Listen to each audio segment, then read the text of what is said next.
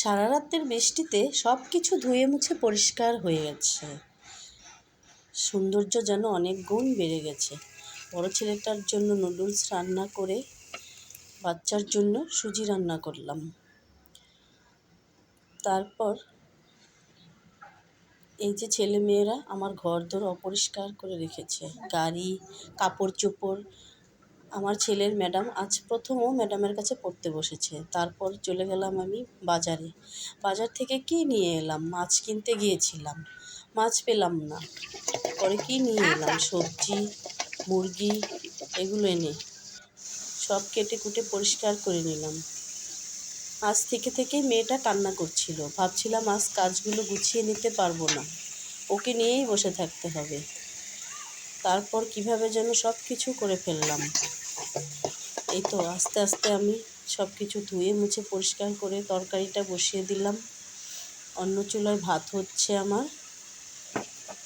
তরকারি হয়ে ডাঁটা কুটে তরকারি বসিয়ে দিলাম। তারপরে এভাবে 1টা 30-এর মধ্যে আমার সম্পূর্ণ কাজ সব সেরে ফেললাম। তারপর বাচ্চাদের গোসল করিয়ে নিজেও গোসল করলাম। বাচ্চা দুটোকে খাইয়ে ঘুম পাড়িয়ে দিলাম। এই তো এভাবেই চলছে দিন। কোনো দিন খুব কষ্ট হয়ে যায়, কোনো দিন নর্মালি কাজের মতোই পারি। এই তো চারিদিক অন্ধকার হয়ে আছে, মনে হচ্ছে বৃষ্টি হবে।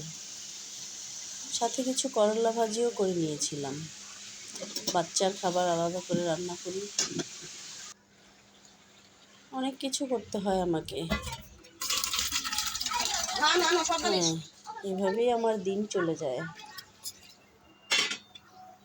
তারপর ওরা ঘুমোচ্ছে, আমি বসে বসে এডিটিং করছি। এই তো এভাবেই করছি সব। কখনো ভালো লাগে, কখনো খারাপ লাগে। সবাই আমার চ্যানেলটাকে লাইক অ্যান্ড সাবস্ক্রাইব করবেন। ধন্যবাদ।